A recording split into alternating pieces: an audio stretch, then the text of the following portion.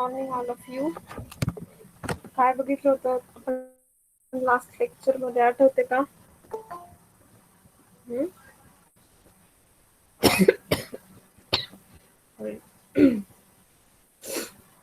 So last lecture मध्ये आपण acids, basis and non aqueous solvent unit start केला होता. त्याच्यातल्या ऍसिड्स आणि बेसिसच्या 2 थिअरीज बघितल्या होत्या. आठवते का नाव त्या थिअरीचं? कुठल्या होत्या?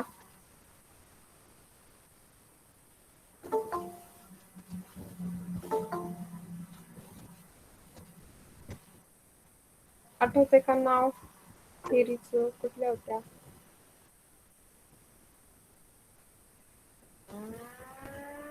आरएनएस थिअरी बघितली होती. काय होती मग आरएनएस थिअरी? आरएनएस थिअरी मध्ये आपण म्हणलं होतं की जे काय करतात, आरएनएस ऍसिड कोणाला म्हणतो की असे कंपाऊंड किंवा सबस्टन्सेस जे H+ आयन्स डोनेट करतात, बट कुठे? इन ॲक्वियस सोल्युशन, त्यांना काय म्हणणार? RNS acids. आणि जे काय करतील, OH- आयन्स डोनेट करतील in aqueous solution. RNS theory he particularly कशावर बेस्ड आहे? ॲक्वियस सिस्टीम वरती. सो त्यामुळे जिथे आरएनएस येतं तिथे ए लक्षात ठेवायचं, आरएनएस ॲक्वियस. ही आरएनएस मध्ये काय सांगितलेलं आहे? On the basis of aqueous dissociation. Okay.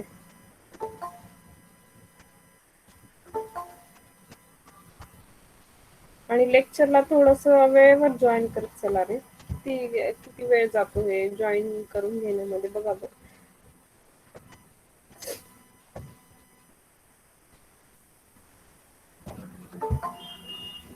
आणि परत मग मध्ये मध्ये जॉईन होत नाही म्हणून परत मेसेज करतो.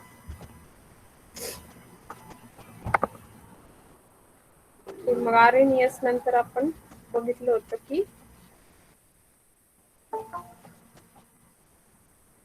Brønsted-lorry theory. ब्रॉन्स्टेड-लॉरी थिअरी काय सांगितलं की आरएनएसची कन्सेप्ट, बट ह्यांनी काय केलं की ती लिमिटेड नाही ठेवली ॲक्वियस सॉल्व्हंटला. तर ॲक्वियस सॉल्व्हंटला लिमिटेड न ठेवता पूर्ण ॲक्वियस असतील किंवा नॉन ॲक्वियस असतील, सगळ्यांसाठीच ही थिअरी त्यांनी काय केली? अप्लाय केली. मग ब्रॉन्स्टेड-लॉरीनी जर आपल्याला ऍसिड आणि बेस जर विचारात घ्यायचं असेल तर त्यांची काय जनरली एक ऍसिड बेस रिॲक्शन कन्सिडर करतो. ऍसिड बेस रिॲक्शन मध्ये ते काय करतात, मग H+ आयन्स डोनेट आणि ऍक्सेप्ट करतात. सो जो H+ आयन डोनेट करतो, और त्यालाच काय म्हणतो आपण? Proton. Proton donors are acids आणि प्रोटॉन ऍक्सेप्टर कोण? मग बेस. आणि मग ही ऍसिड बेसची रिॲक्शन होताना मग ते काय करतात, त्यांचे कॉन्जुगेट ऍसिड बेस तयार करतात. आणि म्हणून ऍसिड बेस रिॲक्शन आणि त्याचा रिव्हर्स जी रिॲक्शन असते, ती रिव्हर्स रिॲक्शन पण काय असते? तर ऍसिड बेस रिॲक्शनच असते. So the reverse of acid base reaction is also a acid base reaction. हे आपण ब्रॉन्स्टेड-लॉरी कन्सेप्टनी पाहिलं होतं. ओके. सो आणि मग ते आपण बघितलं होतं की त्यांचं ॲक्वियस आणि नॉन ॲक्वियस तसंच ॲम्फोटेरिक सगळ्यांमध्ये आपण ती कशी कशी डिफाईन केली आहे हे आपण पाहिलं होतं. की नॉन ॲक्वियस सॉल्व्हंट जसं काही जर आपण अमोनिया कन्सिडर केला, तर अमोनिया कन्सिडर केल्यानंतर त्याच्यामध्ये पण काय की ऍसिड आणि बेसिस ही कन्सेप्ट आपण इझिली सांगू शकतो. तसंच अमोनियाचं काय होतं, ऑटो आयोनायझेशन पण होतं आणि त्यामुळे एक NH4+ तयार होतो जो कॉन्जुगेट ऍसिड आहे आणि एक NH2- तयार होतो जो कॉन्जुगेट बेस आहे. Okay.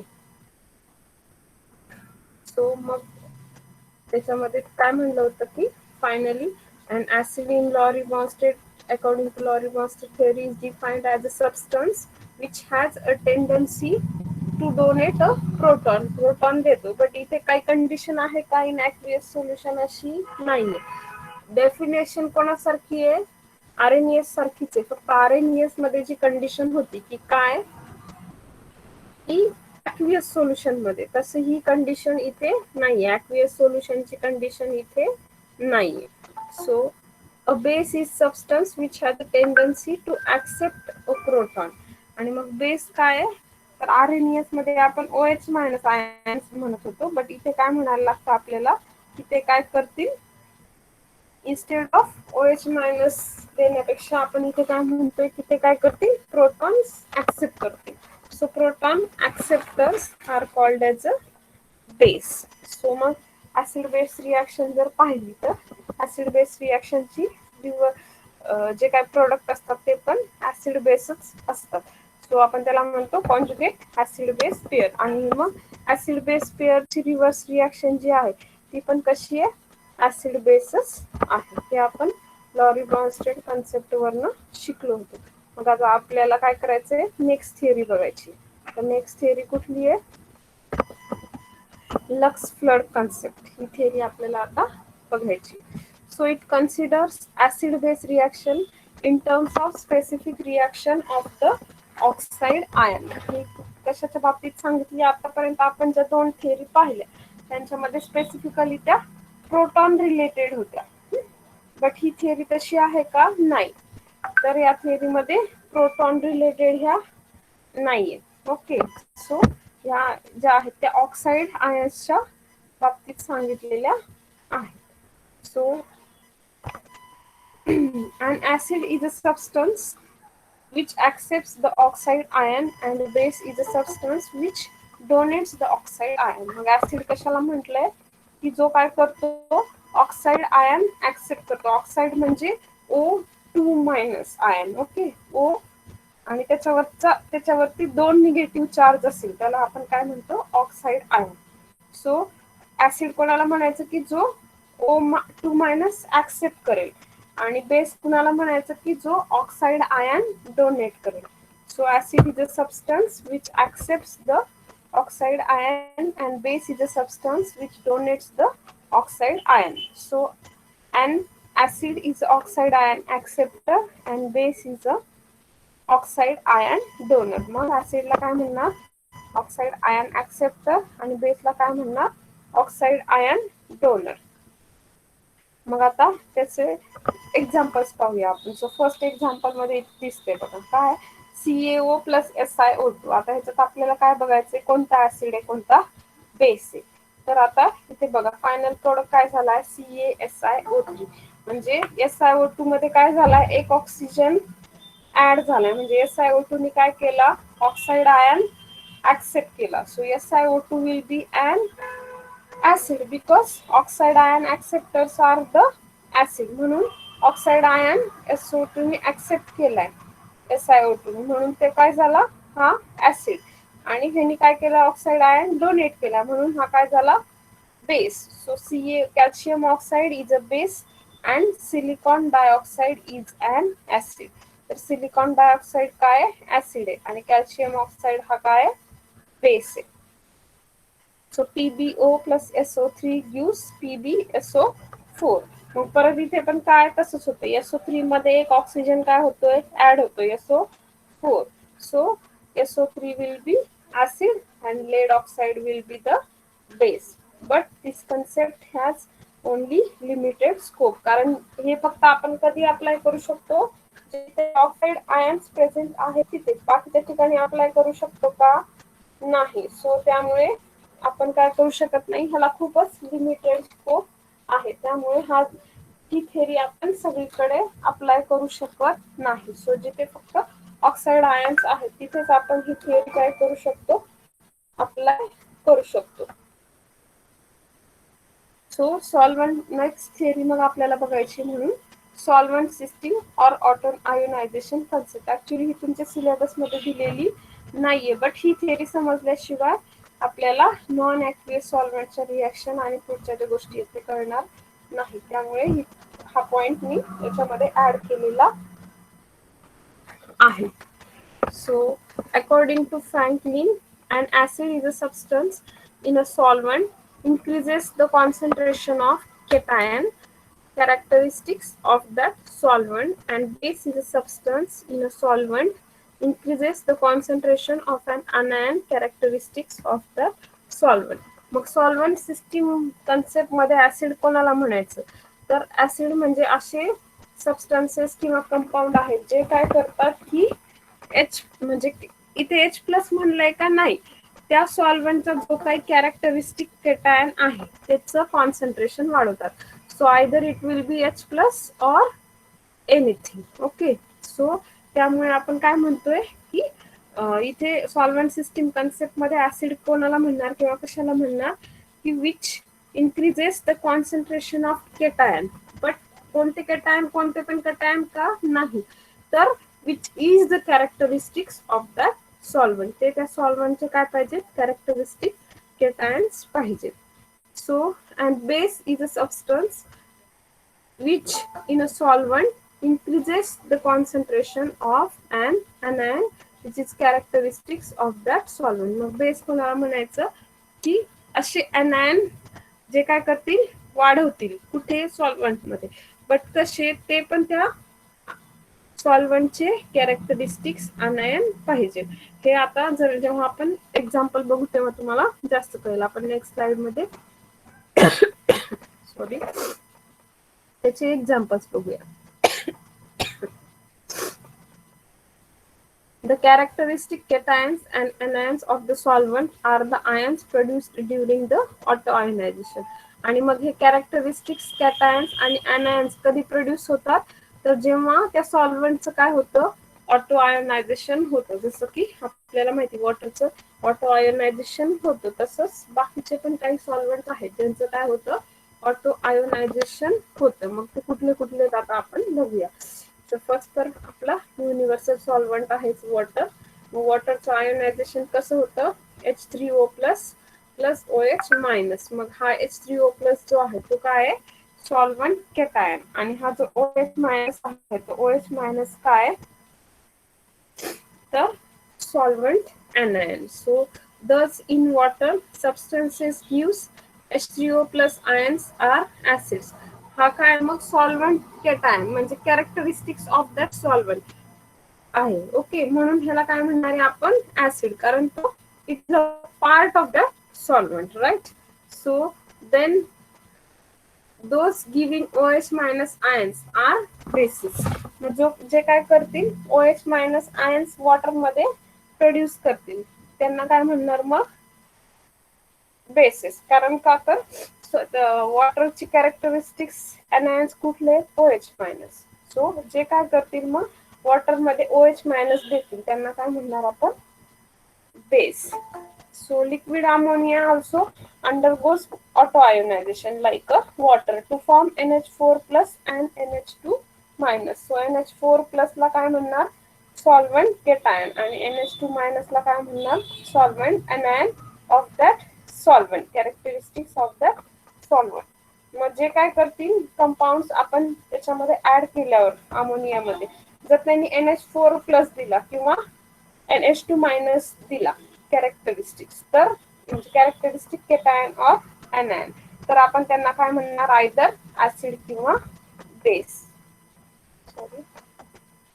So according to solvent system concept, in liquid ammonia, substances which give ammonium ions NH4 plus act as the acids, while those giving amide NH2 minus ion act as a basis. जर आपण liquid अमोनियाचं हे consider केलं auto ionisation, मग जे काय करतील liquid अमोनियामध्ये add केल्यानंतर NH4 plus ions जे प्रोड्यूस करतील त्यांना काय म्हणणार, ऍसिड्स. आणि जे काय करतील NH2 मायनस आयन्स प्रोड्यूस करतील त्यांना काय म्हणणार, base. Okay. So for example, ammonium chloride acts as an acid while potassium amide acts as a base in liquid ammonia. Okay. So ammonium chloride जर आपण बघितला तर अमोनियम क्लोराईड डिसोसिएट होऊन NH4 plus आणि Cl मायनस आयन्स तयार होतील. आणि मग जर हा अमोनियम क्लोराईड आपण अमोनियामध्ये डिझॉल्व्ह केला तर तो काय करतो, NH4 प्लस आयन्स प्रोड्यूस करतो, which is the characteristics of ammonia solvent. So म्हणून NH4 प्लस ला अमोनिया सोल्युशन मध्ये काय म्हणणार, ऍसिड. वाईल या KNH2 काय करेल, K प्लस आणि NH2 मायनस आयन करेल, प्रोड्यूस करेल. So NH2 minus is the characteristics anion in ammonia solvent, so it will be considered as a base. NH4Cl हा जरी काय सॉल्ट आहे, सॉल्ट असला तरी पण तो अमोनिया सॉल्व्हंट मध्ये according to solvent system concept काय कन्सिडर केला जातो, ऍसिड. कारण का तर तो NH4 प्लस आयन्स काय करतोय, प्रोड्यूस करतोय इन अमोनिया सॉल्व्हंट. ओके, फक्त हे कुठं तर अमोनिया सॉल्व्हंट मधलं आपलं चाललंय आता. Okay, in liquid ammonia solvent and KNH2 काय करेल तर NH2 मायनस आयन प्रोड्यूस करेल which is also characteristics of ammonia solvent. So ह्याला काय म्हणणार आहे मग आपण इथे, base. So the acid base neutralization reaction of NH4Cl and KNH2 in liquid ammonia is analogous to that of HCl and NaOH. मग HCl NaOH ची reaction तुम्हाला माहिती आहे, acid plus base gives salt plus water or that solvent. So तसंच मग NH4Cl आणि KNH2 ची reaction केली तर काय होईल, KCl हा सॉल्ट तयार होईल आणि NH3 हे सॉल्व्हंट मॉलिक्युल्स तिथे तयार होतील. So this is the analogous reaction like a acid base reaction in water. So this is, that's why it is proved by this theory it will be considered as acid and it will be considered as a base. So this is about the solvent system concept, but there are again some limitations of this solvent system concept also. So we are going to see what are all the limitations of the solvent system concept. So the solvent system concept gives too much stress on ionic reactions and chemical properties of the solvent. हा काय की कुठं stress देतोय जास्त की आयनिक reactions त्यांच्या कशा होत आहेत त्याच्यावरती स्ट्रेस देतोय, बट त्यांच्या फिजिकल प्रॉपर्टीज इथे काय केल्या जातात, टोटली इग्नोर केल्या जातात, which is not the good thing. So if we consider solvent POCl3 undergoes autoionization as, जर आपण काय केलं POCl3 चं ऑटो आयनायझेशन कन्सिडर केलं काय तर acid ion POCl2 plus Cl minus, मग हा काय POCl2 प्लस हा आपला ऍसिड आयन असेल, हा आपला बेस आयन असेल. ओके, सो इन POCl3 जर आपण हा ऍड केला tetra methyl ammonium chloride and FeCl3, so it ionises as, ते कसे आयोनाइज होतात तर CH3 हा आपला CH3 taken 4 times N plus plus Cl minus आणि FeCl3 प्लस POCl3 कसा आयोनाइज होतो तर FeCl4 प्लस POCl2 मायनस, हा असा आयोनाइज होतो. So according to solvent system concept, आता इथे बघा इथे काय केलंय ह्याने POCl3 मध्ये characteristics Cl minus ion produce केलेत, एनायन प्रोड्यूस केलेत, म्हणजे याला काय म्हणायला पाहिजे बेस, आणि ह्याने काय केलेत CO2 मायनस आयन प्रोड्यूस केलेत, म्हणून ह्याला काय म्हणायला पाहिजे acid, right. So according to solvent system concept, therefore, tetramethyl ammonium chloride is a base and FeCl3 is an acid in POCl3, and the net reaction between these two species is the typical neutralization reaction which may be represented as. मग इथे आपण काय बघितलंय, हा काय आलाय आपला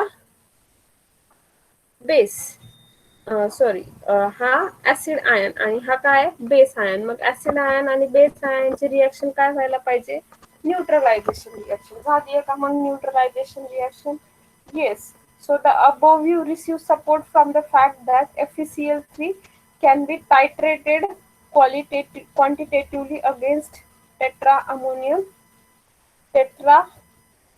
ammonium chloride in POCl3 as a solvent conductometrically as well as spectrophotometrically, and the end point is a sharp. म्हणजे तिथे काय कन्सिडर करू शकतो आपण, जेव्हा आपण टायट्रेशन करतो तेव्हा आपण काय ऍसिड बेस आपले आयन कसे असतात 1:1 रेशो मध्ये असतात. सो इथे तसंच कन्सिडर केलेलं आहे की जर मग आपले हे इथे जर आपण 1:1 रेशो मध्ये ऍसिड आणि बेस आपलं न्यूट्रलाइज होत असेल तर मग आपण काय करू शकतो, इझिली हे दोन्ही टायट्रेट करू शकतो. मग बेस कुठला तर टेट्रा अल्किल अमोनियम क्लोराइड आणि ऍसिड कुठला तर आपला FeCl3 in presence of a solvent POCl3. हे झालं एक आता, बट आपल्या इथं दुसरं एक लिमिटेशन काय येते ते आता आपल्याला बघायचं. ह्याच्यानुसार आता एक झालं. बट जर आपण काय केलं, in same reaction occurs between FeCl3 and CH3 taken 4 times N plus Cl minus in this solvent. Okay, so POCl3 जे होतं आपलं तिथं, तर 3 Cl ग्रुप कशाने रिप्लेस केले आपण, OET3 इथॉक्सी ग्रुपनी रिप्लेस केले, which is also a solvent. Okay, but ह्या सिस्टीम मध्ये पण काय केलं, जर आपण ह्या दोघांची रिएक्शन केली तर सेम प्रोडक्ट येतो. Okay, however this solvent can not auto ionise. हा काय, हे काय करतात, इथे पण सेम प्रोडक्ट देतात, बट हा सॉल्व्हेंट जो आहे तो सॉल्व्हेंट ऑटो आयोनाइज होत नाही to give Cl minus ion. त्यामुळे मग इथे आपण ह्याला ऍसिड बेस म्हणू शकू का, नाही, कारण त्याचं कॅरेक्टरिस्टिक आयन्स कुठले तेच आपल्याला माहित नाही, कारण त्याचं ऑटो आयोनायझेशनच होत नाहीये. सो त्यामुळे आपल्याला कॅरेक्टरिस्टिक आयन माहित नसल्यामुळे आपण त्याला ऍसिड आणि बेस म्हणूच शकणार नाही.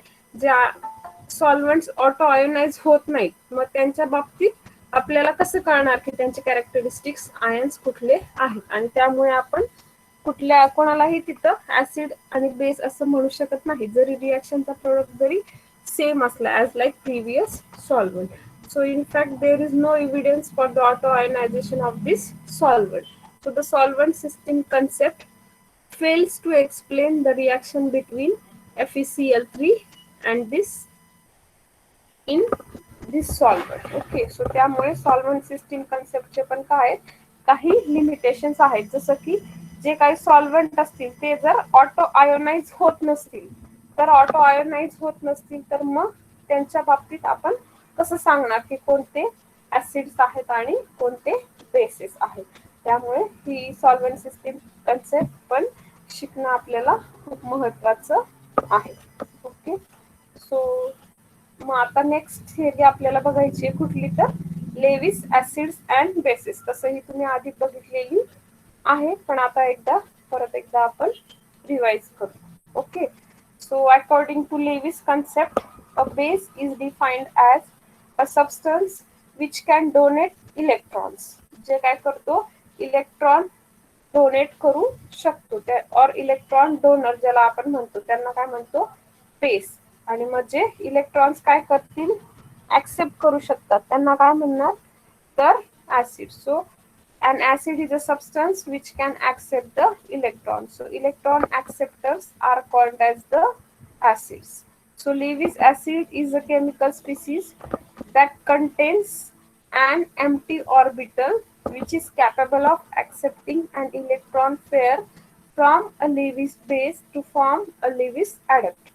मग काय, ते जे ऍसिड्स आहेत ते इलेक्ट्रॉन पेअर ऍक्सेप्ट करू शकतात का, कारण त्यांच्यामध्ये ज्या आहेत व्हॅकंट ऑर्बिटल्स आहेत, त्यामुळे त्या व्हॅकंट ऑर्बिटल मध्ये ते येणारे इलेक्ट्रॉन्स काय करू शकतात, अकोमोडेट करू शकतात. हे येणारे इलेक्ट्रॉन्स कोणाकडनं येतात, तर लेविस बेस कडनं येतात, त्यामुळे ते तिथे लेविस ऍसिड बेस पेअर्स तयार करतात. So a Lewis base then is any species that has a filled orbital containing an electron pair which is not involved in bonding but may form a dative bond with a Lewis acid to form a Lewis adduct. The Lewis acid हा तर आहेच की electron pair तो देणार आहे, but कशी देणार आहे ते महत्वाचं आहे. तर is any species that has, okay, a filled orbital, त्याच्याकडे काय फील्ड ऑर्बिटल आहे, कंटेनिंग अँड इलेक्ट्रॉन पेअर, ज्यांच्यामध्ये काय आहे तर इलेक्ट्रॉन पेअर आहेत, which is not involved in a bonding. Electron pair आहेत, बट त्या कशा आहेत तर बॉन्डिंग मध्ये इन्व्हॉल्व नाहीयेत. It is as like a non bonding pair of electron on the molecule. So but may form a dative bond with, तर त्या electron pair काय करू शकतात तर डेटिव्ह किंवा कोऑर्डिनेट बॉन्ड फॉर्म करू शकतात, कोणासोबत तर लेविस ऍसिड सोबत, to form a Lewis adduct. Lewis adduct तयार करण्यासाठी त्या काय करू शकतात तर डेटिव्ह बॉन्ड फॉर्म करू शकतात, कोणासोबत, लेविस ऍसिड सोबत. सो मग लेविस ऍसिड्स कोण आहेत तर जे काय करतात, इलेक्ट्रॉन ऍक्सेप्ट करतात. आणि लेविस बेस कोण आहे, तर जे इलेक्ट्रॉन काय करतात, डोनेट करतात. बट कुठले इलेक्ट्रॉन डोनेट करतात, की जे बॉन्डिंग ऑर्बिटल मध्ये इन्व्हॉल्व नाहीयेत, नॉन बॉन्डिंग मध्ये आहेत. So this is the example of Lewis base and Lewis acid.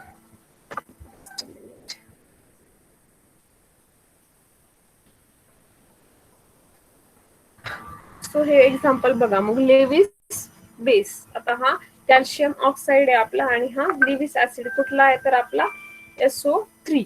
Okay. So इथे काय झालंय, आता याच्यावरती जे इलेक्ट्रॉन पेअर आहे ऑक्सिजन वरची, हा ऑक्सिजनची इलेक्ट्रॉन पेअर हा काय करेल, सल्फर सोबत शेअर करेल. सो त्यामुळे इथे काय होईल, हा असा ऍडक तयार होईल, Lewis adduct. So a lone pair from oxide ion of calcium is donated to sulphur trioxide. म्हणून ह्याला काय म्हणणार, जो इलेक्ट्रॉन पेअर देतोय त्याला काय म्हणणार, लेविस बेस. आणि जो इलेक्ट्रॉन पेअर ऍक्सेप्ट करतोय त्याला काय म्हणणार, लेविस ऍसिड. सो म्हणून हा कॅल्शियम ऑक्साइड काय झाला, लेविस बेस. आणि हा काय झाला, sulphur trioxide is a Lewis acid. So Lewis definition of a base covers all substances which have unshared electron in outer energy level. ज्यांच्यामध्ये आउटर इलेक्ट्रॉन पेअर्स आहेत, ज्या अनशेअर्ड आहेत, ज्या नॉन बॉन्डिंग आहेत, ते सगळे काय येतात, मग लेविस बेसिस होतात. So there would be also class as a bases according to Bronsted Lowry concept. Bronsted लॉरीनी पण थोडं थोडं असंच सांगितलं होतं. On the other hand, Lewis acid include all substances which have vacant orbitals to accept electrons. आणि मग लेविस ऍसिड कोणते आहेत, तर असे सगळे सबस्टन्सेस की ज्यांच्यामध्ये काय वॅकंट ऑर्बिटल आहे. त्या वॅकंट ऑर्बिटल कशासाठी आहेत, तर त्या वॅकंट ऑर्बिटल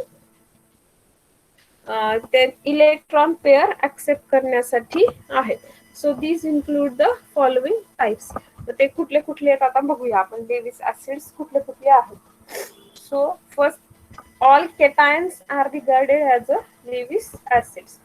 सगळ्या केटायन्स काय केले जातात, लेविस ऍसिड समजले जातात. का, आता बघूया. Because they can accept the electrons. कारण का, तर ते इलेक्ट्रॉन्स काय करू शकतात, ऍक्सेप्ट करू शकतात. While larger cations such as Na plus, K plus, Ba2 plus, Ca2 plus behaves as a weak Lewis acid, and smaller cations such as H plus, Ag plus, Fe2 plus behave as a strong Lewis acid. Okay. So जे बिगर केटायन्स आहेत, ते बिगर केटायन्स काय consider केले जातात, तर weak Lewis acid. आणि जे smaller केटायन्स आहेत ते काय कन्सिडर केले जातात, तर strong Lewis acid. So the smallest cation that is a H plus ion behave as a strongest Lewis acid. हा जो आहे तो H प्लस आयन काय कन्सिडर केला जातो, स्ट्रॉंगेस्ट लेविस ऍसिड म्हणून कन्सिडर केल्या जातो. So H plus plus NH3, मग NH3 हा काय आपला लेविस ऍसिड, आणि हा काय असेल मग आपला लेविस बेस. हा काय करेल, इलेक्ट्रॉन पेअर याच्यासोबत शेअर करेल to form NH4 plus. So then electron deficient compounds, which is also considered as a Lewis acid. So in which the central atom can expand their valence shell, are regarded as a Lewis acid. Sorry, जे काही electron deficient compound आहेत की ज्यांची जी central metal item आहे त्यांची जी valence shell आहे ती completely fill झालेली नाहीये, किंवा त्यांची ऑक्टेट काय आहे, कम्प्लीट नाहीये, अशा सगळ्यांना आपण काय म्हणतो, तर लेविस ऍसिडच म्हणतो. So for example, in molecules such as BF3, BCl3, AlCl3 यांची काय ऑक्टेट कम्प्लीट नाहीये. So the central atom has only 6 electrons around them and therefore have a tendency to accept the electron pair. आणि म्हणून त्याच्याकडे काय tendency आहे की ते अजून 2 इलेक्ट्रॉन्स काय करू शकतात, ऍक्सेप्ट करू शकतात, और इलेक्ट्रॉन पेअर ऍक्सेप्ट करू शकतात. शकतात टू कम्प्लीट देअर ऑक्टेट. त्यांची ऑक्टेट कम्प्लीट करण्यासाठी आपल्याला माहिती सगळे मॉलिक्युल्स काय करतात, ऑक्टेट कम्प्लीट करून स्टेबल होण्याच्या मागे लागलेले असतात. सो हे काय करू शकतील, मग ऑक्टेट कम्प्लीट करू शकतील bye gaining the electrons from the Lewis base. So this PF3 will be considered as a Lewis acid because its octet is not complete. And NH3 will be considered as a Lewis base because it will share the electron pair with BF3. So BF3 NH3 it will form a Lewis adduct. So ह्यांना सगळ्यांना आपण काय consider केलं जातं मग Lewis acids. So then next category is molecules in which the central atom has vacant d orbitals may also behave as a Lewis acids by extending their valence shells beyond the octet. So molecule असे molecules की ज्यांच्यामध्ये काय आहे की vacant d orbital आहे आणि vacant d orbital असल्यामुळे ते इलेक्ट्रॉन ऍक्सेप्ट करण्यासाठी त्यांचे शेल काय करू शकतात, बियॉन्ड ऑक्टेट ते वाढवू शकतात. म्हणजे त्यांची ऑक्टेट जरी कंप्लीट असली तरी त्यांची जी डी ऑर्बिटल आहे ती वॅकंट आहे, त्यामुळे ते इलेक्ट्रॉन त्यांच्या डी ऑर्बिटल मध्ये ऍक्सेप्ट करू शकतात जरी त्यांची ऑक्टेट कंप्लीट असली तरीही. सो फॉर एक्झाम्पल असे कुठले कुठले मॉलिक्युल्स आहेत तर SnCl4, SiF4, SbF5 etcetera. The central atom have vacant d orbital. ह्यांच्यामध्ये काय आहे, सगळ्यांमध्ये सेंट्रल ॲटमची डी ऑर्बिटल कशी आहे, वॅकंट आहे. So therefore they extend their valence shell beyond the octet as shown below.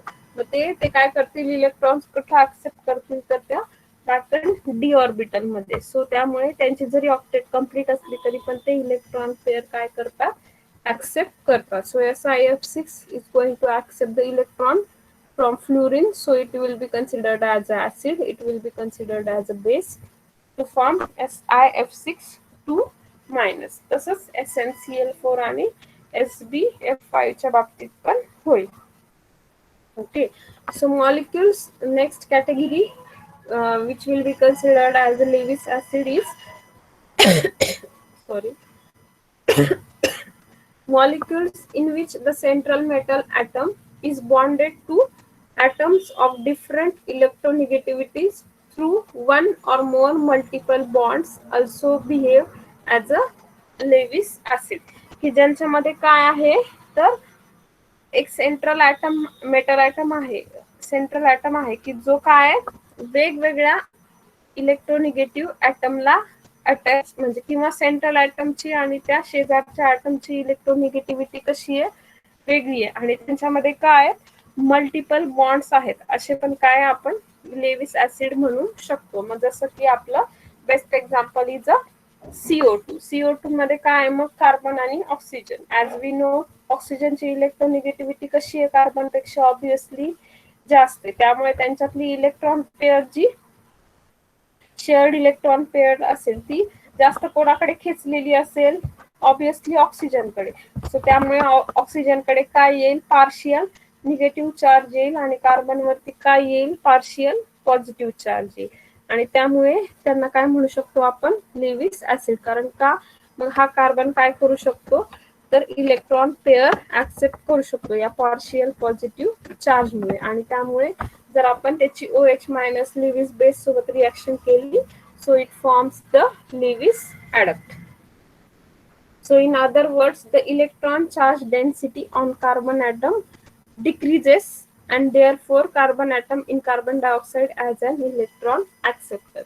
Carbon atom CO2 मधली जी कार्बनची इलेक्ट्रॉन डेन्सिटी आहे कार्बन भोवतीची ती काय होते, डिक्रीज होते. कारण का तर ऑक्सिजन कार्बनपेक्षा मोर इलेक्ट्रोनिगेटिव्ह आहे, त्यामुळे तो काय करतो, सगळी इलेक्ट्रॉन डेन्सिटी स्वतःकडे खेचून घेतो आणि त्यामुळे कार्बन वरती पार्शियल पॉझिटिव्ह चार्ज येतो आणि त्यामुळे तो काय करू शकतो, इलेक्ट्रॉन पेअर ऍक्सेप्ट करू शकतो. Similarly for sulphur atom in SO2 act as a Lewis acid towards the OH minus ion. मग अशाच प्रकारे SO2 पण काय करू शकतो तर ऍक्ट होऊ शकतो as a Lewis acid. Okay,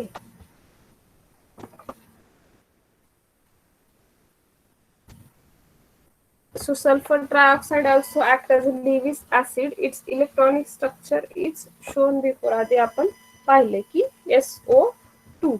So ते reaction पाहिली होती तेव्हा आपण SO3 ची पाहिली होती तेव्हा पाहिले. So it has a double bond between S and one of the O atom. एक O आणि सल्फर मध्ये काय एक डबल बॉन्ड आहे. Right. So the oxygen atom being more electronegative than sulfur pulls the pi electron towards the itself आणि त्यांच्यामधली जे पाय electron असतील मग ते कोणाकडे खेचले जातील ऑक्सिजनकडे कारण ऑक्सिजनची इलेक्ट्रोनिगेटिव्हिटी कशी आहे जास्त आहे so the oxygen leaving a partial positive charge on the sulfur मग सल्फरवर काय येईल partial positive charge येईल thereby act as an electron deficient center आणि म्हणून तो तिथे काय as a electron deficient center म्हणून act होतो so as a result Lewis base like O2 minus would donate its electron pair to sulfur atom of SO3 leading to the formation of SO4 2 minus ion mentioned before.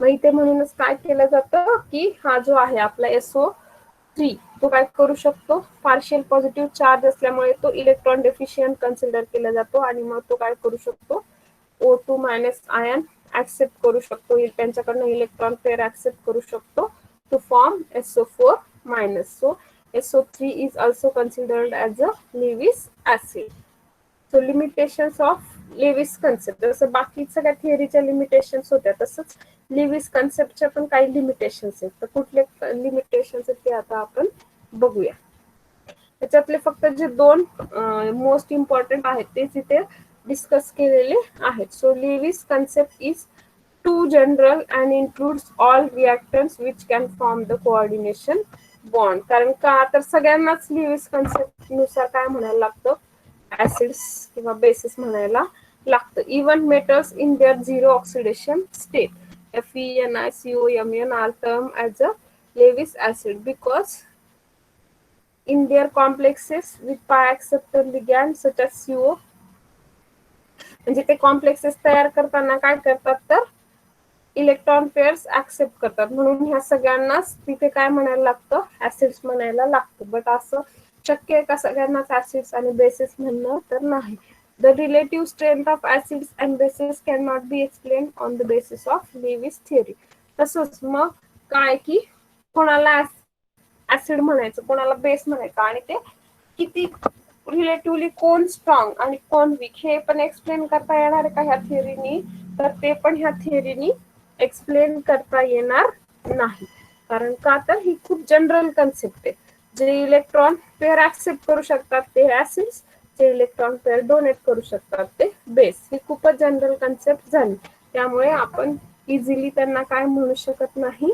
म्हणजे वेगळ्या category कुठली ठेवू शकत नाही सगळ्यांनाच आपल्याला काय म्हणायला लागतं ऍसिड्स आणि बेसिस आणि त्यांची रिलेटिव्ह स्ट्रेंथ पण मग आपण तिथे सांगू शकत नाही मग नेक्स्ट कन्सेप्ट आपल्याला बघायची आहे hard and soft acids and basis that is a Pearson's concept आता इथे हा टेबल दिलेला आहे बघा टेबल मध्ये काय दिले hard acids soft acids hard basis आणि सॉफ्ट बेसिस मग हे कशावरनं म्हणायचे ते आपण थोडस बघूया की हार्ड ऍसिड कोणाला म्हणायचं सॉफ्ट ऍसिड कोणाला म्हणायचं जर तुम्ही टेबलचं ऑब्झर्वेशन केलं केअरफुली तर तुम्हाला दिसेल बघा HLiNaK आणि CuAgAu म्हणजे जे काही स्मॉलर आयन्स आहेत स्मॉलर आयन्स काय तर हार्ड ऍसिड्स आणि जे स्मॉलर बिगर केटायन्स आहेत ते काय सॉफ्ट ऍसिड्स आणि तसंच मग ह्याच्या बेसिसच्या बाबतीत जे स्मॉलर बेसिस आहेत ते हार्ड बेसिस हाय चार्ज ज्यांच्यावरती आहे ते हार्ड बेसिस आणि सॉफ्ट बेसिस कोणाला म्हणणार की लेस चार्ज अँड बिगर साईज त्यांना काय म्हणणार सॉफ्ट बेसिस सो आता आपण पियर्सननी काय सांगितले ते बघूया So the coordination chemists have known for quite some time that while certain ligands tend to form stable complexes with heavier ions such as silver, mercury, palladium, and platinum. etc. Some other ligands prefer to form complexes with lighter ions such as lithium, beryllium, aluminium, scandium, etc. तर coordination केमिस्टने काय observe केलं की काही लिगँड्स जे आहेत ते preferably काय करतात तर हेवियर आयन्सशी कॉम्प्लेक्सेस तयार करतात. तर काही जे लिगँड्स आहेत प्रिफरेबली काय करतात जे लाइटर आयन्स आहेत त्या लाइटर आयन्सशी कोऑर्डिनेशन कॉम्प्लेक्सेस तयार करतात preferably. So based on this preferential tendency, sorry, to form stable complexes, the ions as well as ligands have been classified into two categories each. मग ह्या basis वरती काय केलं त्यांनी की जे स्टेबल कॉम्प्लेक्सेस ज्यांच्यासोबत फॉर्म करतात त्यांच्यावरनं त्याच्या टू कॅटेगरीज केल्या. So while the cations, that is Lewis acid, are categorized as hard and soft acids, and the anions and neutral ligands are categorized as a hard and soft bases. मग त्याच्यावरनं hard acids आणि hard basis जे की Lewis acids आहेत आणि basis as वेल age अनायन्स किंवा neutral ligand जे आहेत ते त्या सगळ्यांना कॅटेगराइज केलं तर Lewis sorry hard and soft bases.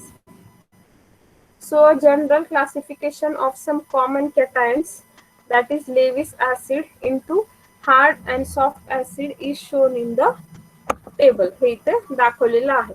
So a general classification of some common anions हे इथे दाखवलेलं आहे in table 2. So a little consideration shows that काय दाखवतं while that hard bases are species which cannot easily polarize. हे जे आहेत hard acid जे आहेत किंवा हार्ड बेसिस जे आहेत ते काय इझिली पोलराइज होत नाहीत. While soft bases are species which can easily polarise. While जे सॉफ्ट वाले आहेत ते सॉफ्ट वाले काय इझिली पोलराइज होतात. So for example, I minus ion, a soft base has a very high polarizability. हा तुम्ही आधी रूल FY ला शिकलेला आहात. So ammonia is a hard base. However, the presence of easily polarizable aromatic ring makes both aniline and pyridine to behave as a nearly soft bases. Ammonia हा कसा आहे बघा हार्ड बेस आहे तर तिथे बेन्झीन आणि aniline हे काय कन्सिडर केलेले तर सॉफ्ट बेसिस का तर तिथे ॲरोमॅटिक रिंग आहे आणि ॲरोमॅटिक रिंग मुळे त्यांची इलेक्ट्रॉन क्लाउड कशी होते वाढते स्प्रेड होते. स्प्रेड झाल्यामुळे ते it behaves as a soft basis. So sorry, it may be pointed out that all the species mentioned in any category are not equally hard or soft. म्हणजे आता मी समजा हा H प्लस पहिला आणि याच्यातला हा NH3 पहिला हे दोन्ही कन्सिडर केले तर हे दोन्ही सारखेच हार्ड आहेत असं आहे का तर असं नाहीये. So thus Cu2 plus ion behaves as a harder acid than Mn2 plus ion because of the smaller size of the former. कारण Cu2 plus ची साईज कशी आहे Mn पेक्षा जास्त छोटी आहे त्यामुळे तो जास्त हार्ड कन्सिडर केला जातो ऍज कम्पेअर्ड टू Mn. तसंच Li plus ion is considered as a harder acid than cesium plus ion because of the smaller size of the former. तसंच Li कसा आहे हार्ड आहे ऍज कम्पेअर्ड टू cesium का तर Li ची size कशी आहे स्मॉल आहे as compared to cesium. Similarly, bases such as aniline and substituted aniline N3 minus NH3 C6H5N. All this containing nitrogen. ह्या सगळ्यांमध्ये काय आहे नायट्रोजन आहे but are not equally hard. ते इक्वली हार्ड आहेत का नाही तर NH3 काय सगळ्यात हार्ड आहे ऍज कम्पेअर्ड टू ऑल. मग त्याच्यानंतर C6 जर आपण कंपॅरिझन केलं तर C6H5NH2 त्याच्यापेक्षा हार्ड आहे. Then C6H5NH2NH. In fact, C6H5NH2 is a soft base. हा जो आहे तो कसा आहे तर सॉफ्ट बेस आहे आणि NH3 आणि हे कसे बाकीचे तर हार्ड बेसेस आहेत. सो त्यामुळे ह्यांची जी हार्ड आणि सॉफ्टची कन्सेप्ट आहे पियर्सनची ती बेसिकली कशावर अवलंबून आहे तर ते कसे आहेत हार्ड ऍसिड्स आणि सॉफ्ट ऍसिड्स. त्यांची जी पोलरायझिबिलिटी आहे मेनली काय कन्सिडर केलेलं आहे तर त्यांची पोलरायझिबिलिटी जी आहे ती पोलरायझिबिलिटी कशी आहे त्याच्यावरती ते कन्सिडर केलेलं आहे त्यांची size. So to sum up hard acids कशाला म्हणायचं मग. Hard acids are Lewis acids which are small in size and whose electron charge clouds are not easily polarizable. त्यांची इलेक्ट्रॉन क्लाउड कशी easily polarizable नाहीये. So these are mostly light metal ions generally associated with positive oxidation, high positive oxidation state. आणि हे कसे generally lighter metal ions आहेत ज्यांची oxidation state कशी आहे हाय आहे. So soft acids are Lewis acids which are comparatively larger in size and whose electron charge clouds are easily polarizable. त्यांची electron cloud कशी आहे easily polarizable आहे. Sorry.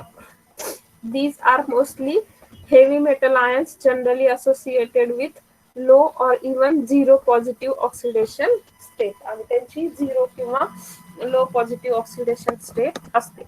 मग तसंच हार्ड बेसिस कोणाला म्हणायचं तर Lewis bases which prefer to coordinate with hard acid. Hard सोबत जे इंटरॅक्शन करतात these are anions or neutral molecules which are not easily polarizable because they are small in size. So soft bases which are Lewis bases prefer to coordinate with soft acid. जे काय करतात soft acid सोबतच coordinate होतात.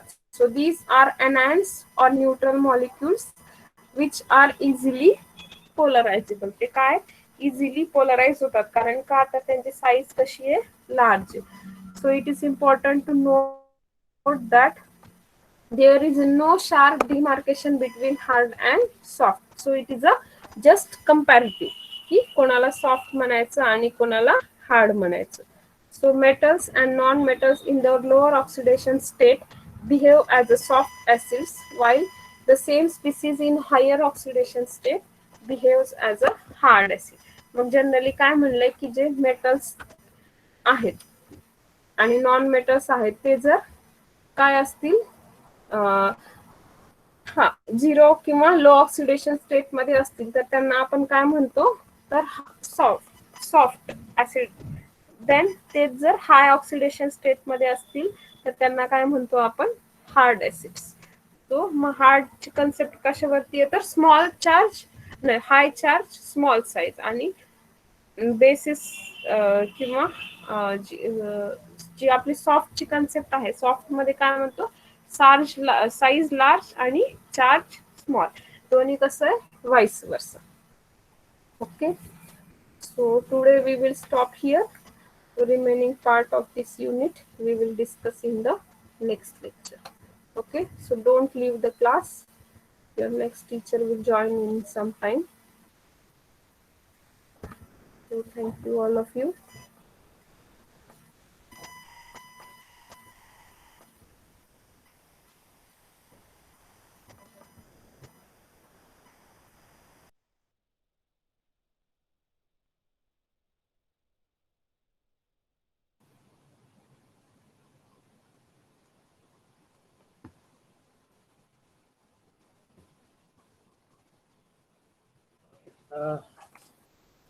Good afternoon to all. आवाज येतोय?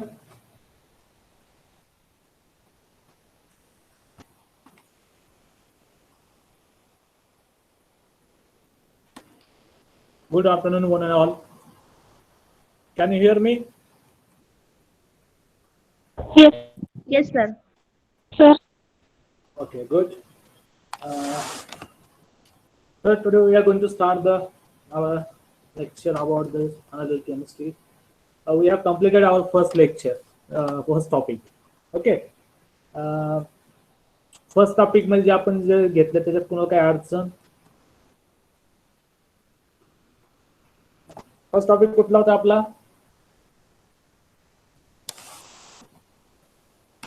You can write down in chat box, no problem.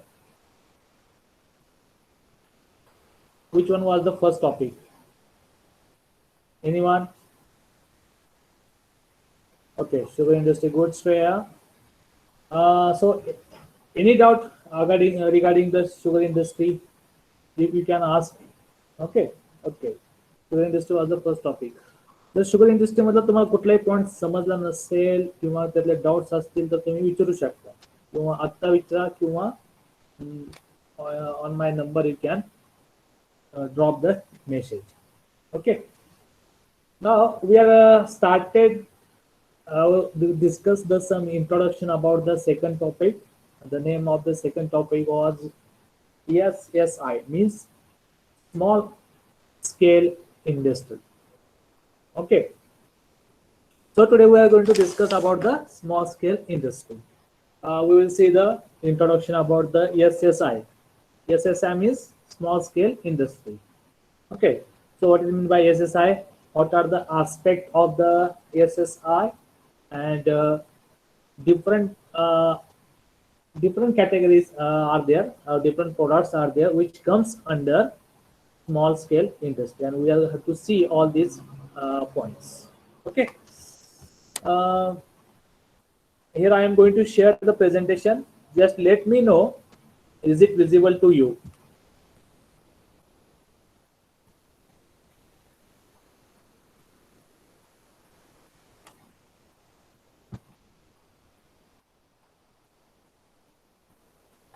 Okay. Yeah.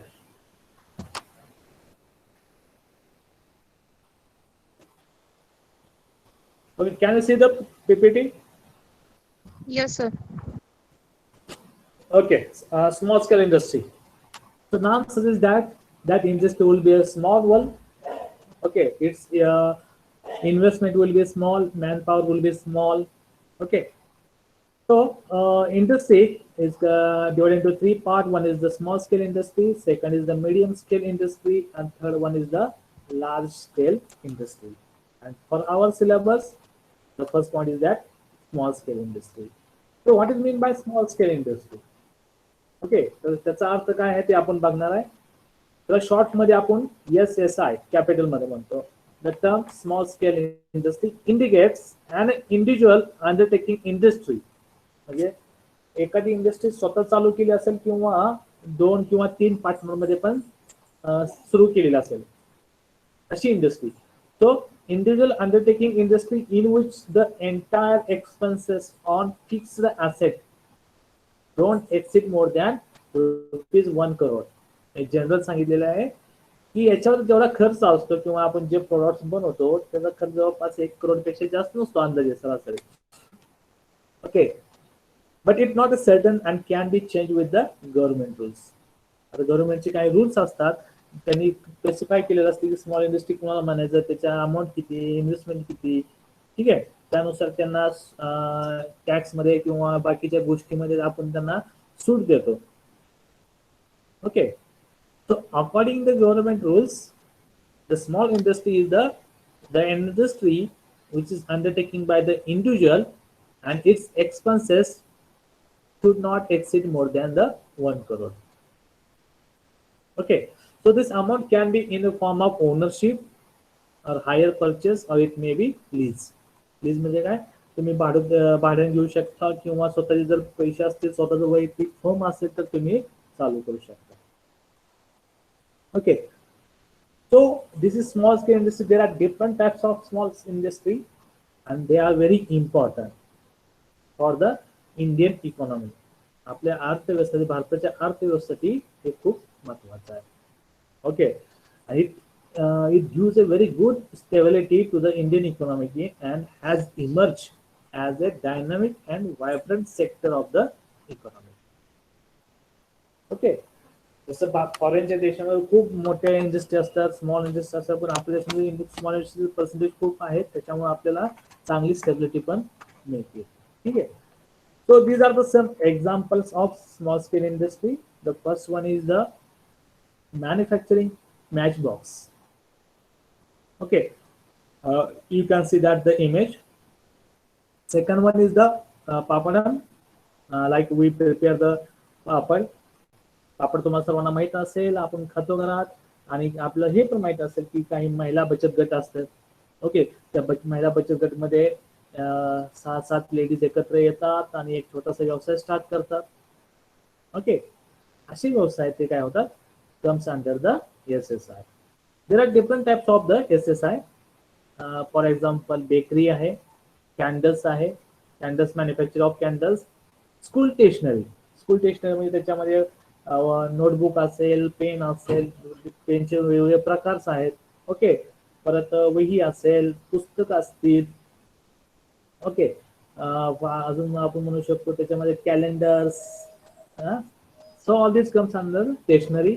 Then water bottles, leather belt, small toys, paper bags, xerox and printing also comes under the SSI. Okay, then next one is the printing. Okay, T shirt pant, जसं आपल्याला माहिती आहे की T shirt वर वेगवेगळ्या प्रकारचे painting किंवा आपण हे केलेलं असतंय, लोगो लिहिलेला असतंय किंवा इमेज आपण प्रिंट केलेलं असते.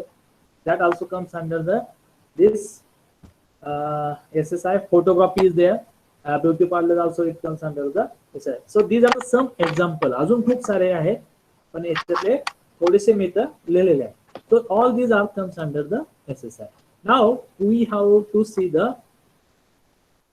how this small industry goes. त्यांची प्रोग्रेस काय आहे. आपण एखादा व्यवसाय सुरू केला तर प्रोग्रेस काय होते, कमी होते का जास्त होते का चांगले काहीच होत नाही. तर लक्षात ठेवा, स्मॉल इंडस्ट्री सुरुवात जरी स्लो असेल but it start very well and gate A maximum output from that industry. Okay, आणि जर तुम्ही मागच्या 6 दशकात जर बघित असेल, during last 6 decades, okay, it has acquired a very prominent place in the socio-economic development in the country. म्हणजे यांना म्हणायचं काय की मागच्या 6 वर्षामध्ये ह्या इंडस्ट्रीने भारताला खूप सारं आर्थिक स्टेबिलिटी दिलेली आहे आणि भारताची इकॉनॉमी सुधारलेली आहे. That's why these small scale industries are very important. Okay, now we are going to discuss what are the aspect or what are the objective of SSI. आता ज्यावेळेस आपण एखादी इंडस्ट्री करतो चालू त्याचे काही ऑब्जेक्ट असतात, बरोबर. आता ह्याचे काय ऑब्जेक्ट्स आहेत ते आपल्याला बघायचे. Okay, so these are the some objective of SSI. Okay, the first one is very important, to create more employment opportunities. याचा अर्थ काय की ज्यावेळेस आपण एखादा छोटा व्यवसाय चालू करतो त्यावेळेस काय आपल्याला मॅन पॉवर लागते, बरोबर. ज्यावेळेस मॅन पॉवर लागते त्यावेळेस आपल्याला कामगार असेल किंवा जे वर्कर्स असतील त्यांना आपल्याला हायर करावं लागतं, म्हणजे त्यांना आपल्या नोकरीसाठी बोलावं लागतं. That means you are creating the employment opportunities. Okay, second is that to help develop the rural and less developed region of the economy. जर तुम्ही बघितलं की हे ज्या स्मॉल स्केल इंडस्ट्री असतात ते शक्यतो अर्बन एरिया किंवा रुरल एरिया, जो रुरल आणि सेमी अर्बन एरिया त्याच्यामध्ये जास्त प्रमाणात आहे. ओके, सिटीमध्ये कोणी जास्त करत नाही बचत गट, सिटीमध्ये तुम्हाला कोणी बघत नाही. ज्या हायफाय असतात मग ते कोणी बचत गट किंवा असे कोणीच करत नाहीये. महिला बचत गट कुठं असते की आपल्या सेमी अर्बन एरिया असेल किंवा जिथं रुरल एरिया असेल तिथंच हे स्मॉल स्केल इंडस्ट्री स्टार्ट होतं. ओके, आणि याच्यामुळे काय होतं, you can reduce the regional imbalance. बरोबर आहे. रिजनल इम्बॅलन्स म्हणजे काय, जो आपला फरक असतो गावामधला किंवा सिटी मधला किंवा नगरमधला, हे दोघांमधला फरक कमी करण्याचं काम हे स्मॉल इंडस्ट्री करत असते. Okay, so that's why this small scale industry are very important. Okay, then there are another is the optimum utilization of unexploited resources of the country to improve the standard of living peoples. याच्यामध्ये लोकांचं राहणीमान सुधारतं. It also ensure equal distribution of income and wealth, and it also solve the unemployment problems, and it gives the self-reliance. म्हणजे स्वतः तुम्ही उद्योग चालू केल्यानंतर स्वतः तुम्ही ग्रोथ करू शकता. आणि याच्यासोबत जसं जसं आपण नवीन दिवसाकडे जातो, नवीन वाटचाल करतो, तसं नवीन नवीन टेक्नॉलॉजी येतात. Okay, so you can use this technology producing a better quality product at lower cost. Okay, so these are the some objective. लक्षात असू द्या. The next point is about the aspect of the SSI. Okay, so what are the characteristics of the SSI? The first one is the ownership. आता ownership कोणाकडे असते? Ownership either you can have the individual ownership or either in the partnership. Partnership मध्ये पण असेल किंवा स्वतःची interest असेल तर स्वतः पण असेल. So we can get that it is a single or partnership industry. Okay, the next is the management. आता मॅनेजमेंट कोण करते या कंपनीत? जर सिंगल असेल, सिंगल ओनर असेल तो he will see all the management. Okay, त्याच्यामध्ये जे जे आपल्याला लागतं ते मॅनेजमेंट बघेल आणि त्यानुसार तो निर्णय घेईल आणि कंपनीची ग्रोथ वाढवेल. जर पार्टनरशिप मध्ये असतील तर काय होईल? पार्टनरशिप मध्ये असेल तर काय होईल की जेवढे पार्टनर्स आहेत तेवढे ते निर्णय घेतील कंपनीचे आणि त्यानुसार ते काम करतील. Okay, next one is the labour intensive. This exercise depends on the technology is pretty limited. कारण आपल्याला माहिती आहे की जे स्मॉल स्केल इंडस्ट्री असते त्याच्यामध्ये टेक्नॉलॉजी जास्त नसते, लिमिटेड असते.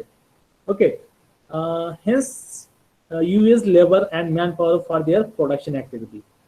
जर तुमच्याकडे आपल्याला जास्त मशिनरी लागत नसेल तर आपण काय करतो की मॅन पॉवर यूज करतो. त्यामुळं indirectly you are creating the jobs. Flexibility. Next one is the flexibility. So you can change your business. Okay, business environment. जर समजा तुम्हाला छोटे व्यवसाय चालू केला त्याच्यापासून तुम्हाला शिफ्ट पण होऊ शकता, त्याच्यापासून दुसरा साइड बिझनेस पण स्टार्ट करू शकता. So you can have the flexibility. Okay, the next one is the limited reach. आता लिमिटेड रीच म्हणजे काय? ही जी कंपनी असते त्याचं जास्त स्प्रेड नसतो. म्हणजे समजा तुम्ही जर साताऱ्यामध्ये स्टार्ट केली कंपनी तर तुमचं रिजन कुठलं असेल? ओनली सातारा रिजन असेल. So you can just provide the product in only Satara region. सुरुवातीला सातारा रिजन असेल, जर कंपनी मोठी झाली तर मग तुमचा कंपनीचा प्रॉडक्ट स्प्रेड होईल. But initially it is a small scale industry, so your region will be around Satara, Satara and nearby Satara. So you can meet the demand. आता जेवढी काय डिमांड असेल तेवढी तुम्ही पूर्ण करू शकता. जर तुमची स्मॉल स्केल असेल आणि डिमांड जास्त असेल तर it is not possible to match the demand. ठीक आहे. and then next one is the resource utilization. आपल्या जेवढ्या आपल्या भागामधले रिसोर्सेस आहेत, मॅन पॉवर असेल किंवा बाकीचे जे जे आपल्याला कंपनीसाठी लागतात resource, we can easily get. Hence you helps to develop the good economy with the minimum wastage. Okay, so these are the aspects of the SSI. Now, if you want to start the base small scale industry, what are the basic steps? त्यासाठी तुम्हाला पहिल्यांदा माहित पाहिजे की identification of project, कुठला व्यवसाय start करणार आहे. So this is the first step. Select the product, select the project. Then next is the formulation of the project proposal. So in this case, you are going to analyze all the aspect. Means what is the demand of that product, how this process or how that product is prepared, what are the raw material required, how many manpower or technology. So all the technical aspect will come under second step. The next step is the undertaking government formalities. जर तुम्हाला एखादा व्यवसाय चालू करायचा असेल तर तुम्हाला गव्हर्नमेंटची परवानगी घ्यावी लागते. Okay, and after that you can start your SSR, small scale. Okay, so these are the steps to start the SSI. Suppose you want to start any business, which is the small one. So these are the general requirement required for to start. The first one is the introduction. कुठला व्यवसाय चालू करणार त्याची माहिती घ्या. Okay, त्याचं background काय आहे. प्रमोटर जर तुम्हाला समजा त्या सुरुवातीला तुमच्याकडे पैसे नसतील तर you can see the fund provider, promoters, okay, then product service description, then market and marketing. त्याचं मार्केट काय आहे साताऱ्यामध्ये, ओके, त्याचं मार्केटिंग कसं आहे हे तुम्हाला ते लक्षात घ्यावं लागेल. आणि तो व्यवसाय चालू करण्यासाठी तुम्हाला इन्फ्रास्ट्रक्चर काय काय लागतील, ओके. प्लांट म्हणजे जागा बघावं लागेल. So you have to either go into the MIDC. If you have it your own plant or your own land, you can start that business in that area, okay. The machinery, then process details, okay. Suppose I want to start the um, manufacturing of candles, so I must know the process of that manufacturing candles, how these candles are prepared. Then to manufacture that product, we must know the raw materials, what are the raw materials required and their specification, okay. So all this setup we need power, waters and other utilities. बरोबर आहे. आपल्याला power लागते. Machinery असतील तर machine start करण्यासाठी पाणी लागतं आपल्याला, एखादी रिॲक्शन करायची असेल तर, ओके. त्याच्यासोबत आपल्याला मॅन पॉवर सुद्धा लागेल, okay. So all this the parameter you have to check before the starting any SSI. Okay. This is the one slide which gives the idea about the difference between small scale industry and large scale industry. Okay, so this is for your additional knowledge. The small scale industry employ less number of person and capital. याच्यामध्ये तुमचं man power कमी असते, amount म्हणजे investment पण कमी असते, okay. And most of the work is done by man power in small scale industry. पण in large scale industry the work done is mostly by the large machine and labors, okay. In small scale industry, raw materials use are less and the production is consequently less. तर याच्यामध्ये आपला demand कमी असते, त्यामुळे तुम्ही raw material पण कमी प्रमाणात वापरता आणि प्रोडक्ट मॅन्युफॅक्चरिंग पण कमी प्रमाणात करतात. पण लार्ज स्केल इंडस्ट्रीमध्ये द मास प्रोडक्शन म्हणजे मोठ्या प्रमाणामध्ये प्रोडक्शन केलं जातं लार्ज स्केल इंडस्ट्रीमध्ये, okay. The small scale industries are scattered in rural or urban areas or in the private sector, okay.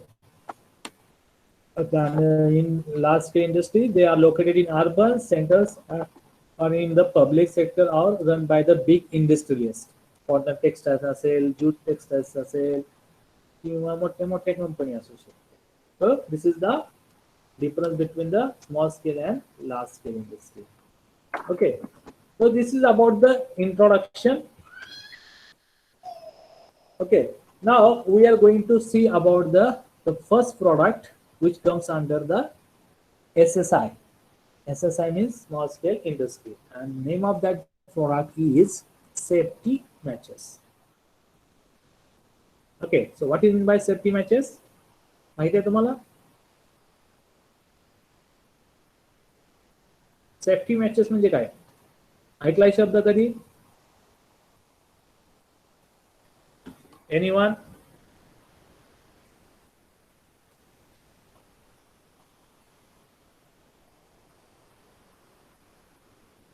घरामध्ये जर गॅस पेटवून लाईटर नसेल तर काय वापरता?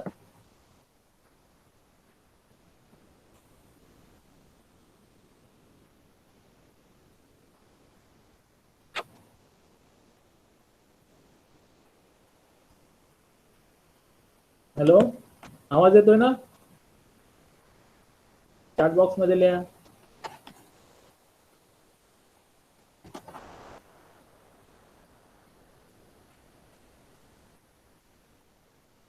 जर घरामध्ये तुमच्या लाईटर नसेल आणि गॅस पेटवायचा आहे तर तुम्ही काय वापरता?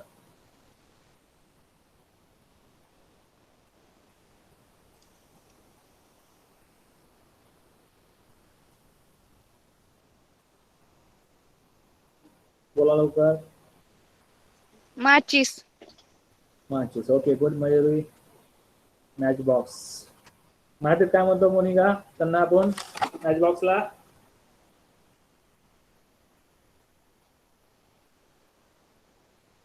माईक चालू करून उत्तर द्या.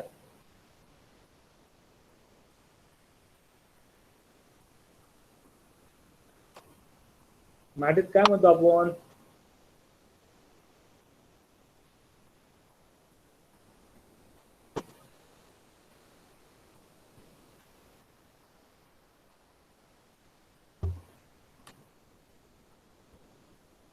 पेटी. ओके, ठीक आहे. वापरली कधी?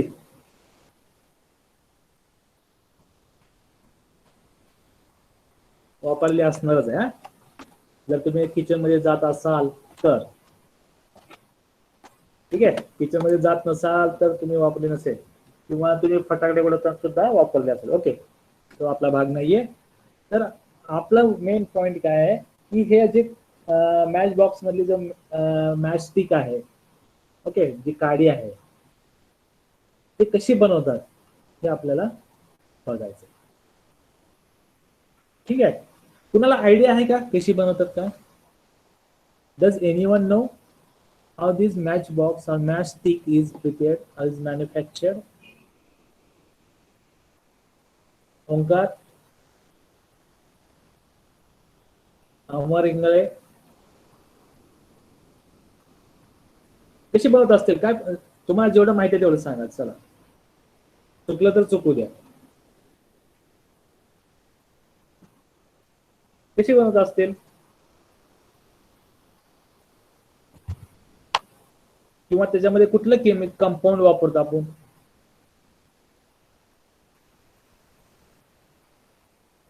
मयूर,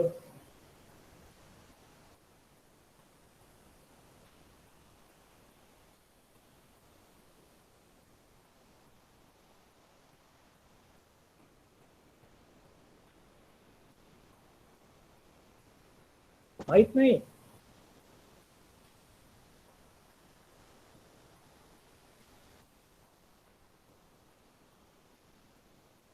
जे आपण काडीपिटी असते त्याच्यामध्ये कुठलं कंपाऊंड असते? काही पिक्चर मध्ये बघितलं असेल, आपले हिरो स्टाईल मध्ये काडीपिटी पेटवतात, रजनीकांत, बरोबर? म्हणजे कशी काडीपिटी बनवतात किंवा कसे बनवले जाते किंवा त्याच्यामध्ये कुठलं कंपाऊंड असते हे माहित आहे?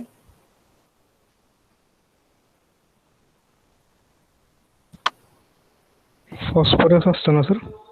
फॉस्फरस. ओके, ठीक आहे. अजून?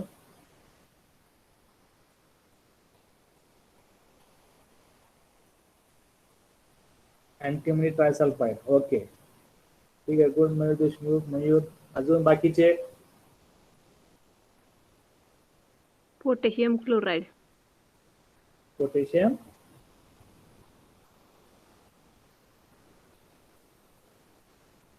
पोटॅशियम काय म्हणले? Potassium chlorate. Okay, potassium chloride. Okay, good. ठीक आहे. So at least you have some idea the which compounds are mix. Actually it is a mixture. Okay, mixture असते आणि त्याच्यापासून ते आपण बनवतो. Now we are going to discuss about the history of that match. Okay, त्याची history बघणार आहे. कुठले रॉ मटेरियल, म्हणजे त्याचे कुठले कुठले रॉ मटेरियल्स आहेत ते बघणार आहे, आणि त्याची कुठली प्रोसेस आहे ते बघणार आहे. ओके, मी एक प्रेझेंटेशन शेअर करतोय.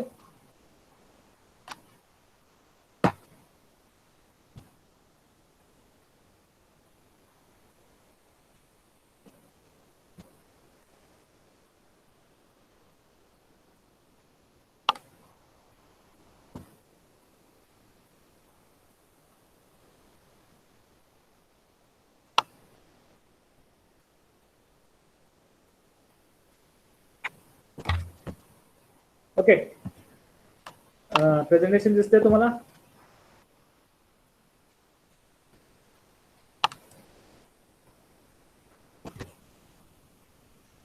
Yes or no? Yes, sir. Okay, good. So this is the matchstick in the matchbox, and you can see that The one side of the stick is the circular, it is called the head. Okay, the remaining part is the stick which is prepared from the wood. Here, and now we are going to discuss about the how this matchstick is prepared or manufactured. Okay, so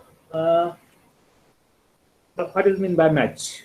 Okay, so this match is a small stick of wood with a solidified mixture of flammable chemical deposit on one end. So this is the small definition of the match.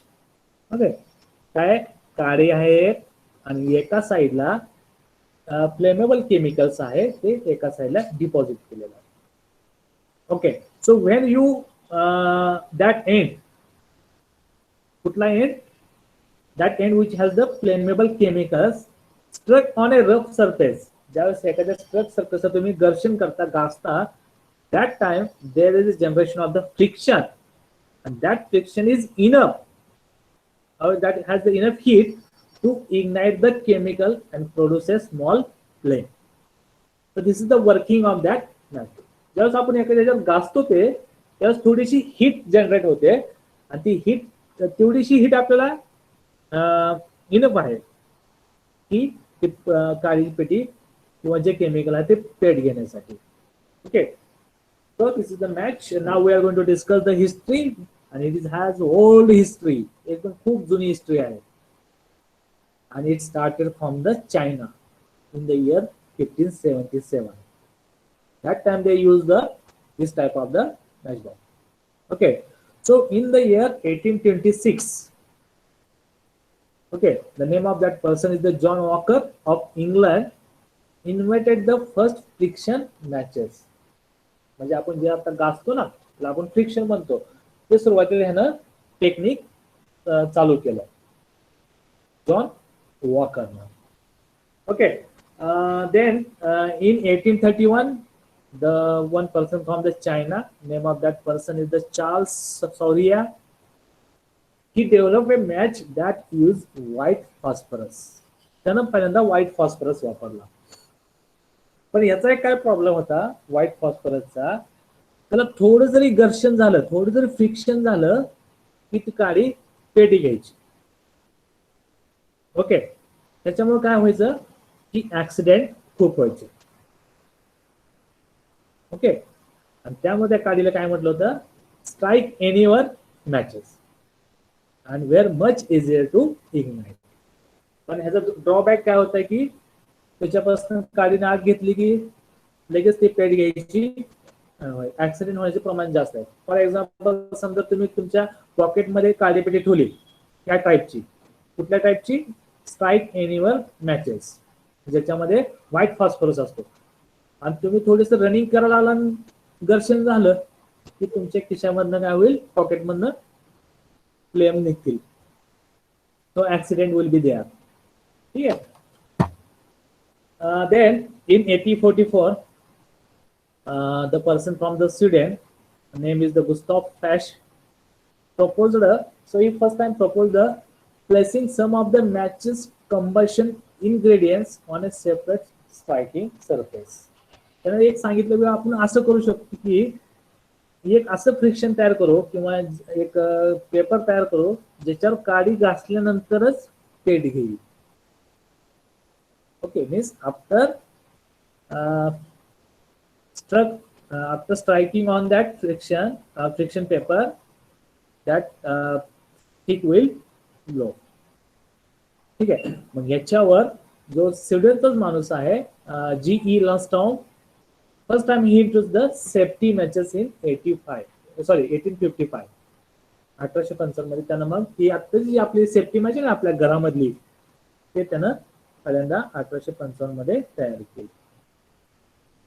Okay, ठीक आहे. So we can say that after 1855 we have the safety matches. मग त्याच्यानंतर खूप technology मध्ये बदल होत गेला. Now we have a automatic match machines. Okay, so automatic match machine म्हणजे कुठलं, कोण सांगेल काय म्हणतो त्याला आपण? Automatic match machine.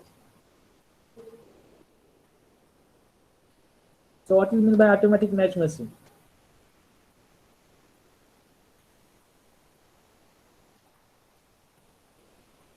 कोण सांगेल? तुम्ही वापरलं पण बघितलं पण असेल.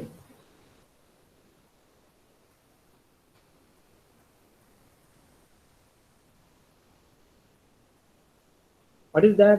What is the name of that machine? Machine म्हणजे किंवा त्याला आपण छोटस हे म्हणतो, आपटस म्हणूया. माहित आहे का?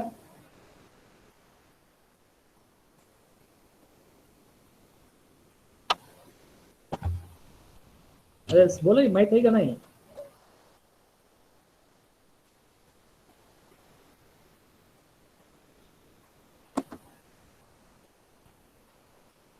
लाईटर ऐकलेलं आहे शब्द?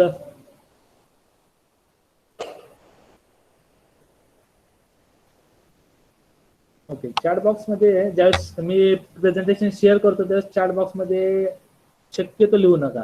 काय होतं, प्रेझेंटेशन करताना चॅट बॉक्स मला दिसत नाहीये, त्यामुळे माईक ऑन करून सांगा. Okay okay, Manisha Kishori, your answer is right one, the lighter. Okay, so by using lighter we can ignite the flame, and this is invented in the year 1888 by Beecher scientist, and he took the patent. त्याच्यात त्याने patent घेतलं आणि तो करोडपती झाला. Okay, so now we have the lighter in our kitchen. Okay, so this is the history of the matchbox.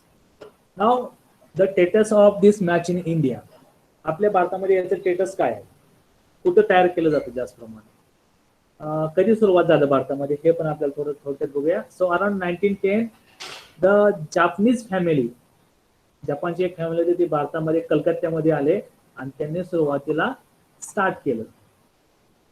Okay, hand and power operated मशीनवर त्यांनी start केला हा बिझनेस कलकत्त्यामध्ये. Now we import some matches from the Sweden and Japan also. Okay, the next point is that the first sulfur match that would produce in South India in 1923.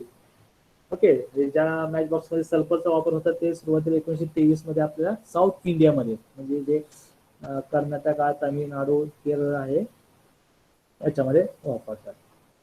ठीक आहे.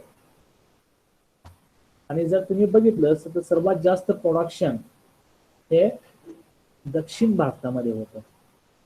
आता त्याच्या वेळेस आपण उत्तर भारतामध्ये जास्त नाहीये, पण दक्षिण भारतामध्ये खूप प्रोडक्शन आहे. जर तुम्ही तिसरा पॉईंट बघितला की भारतामध्ये सध्या 17,000 युनिट्स आहेत इन इंडिया, त्याच्यापैकी 12,000 units are from the southern India.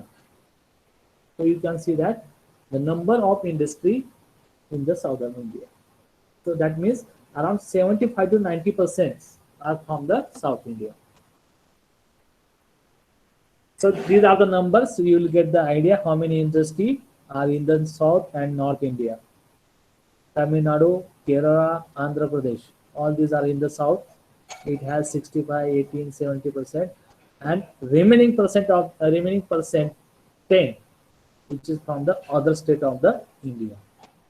ठीक आहे. So this is a number, additional information असं म्हणून.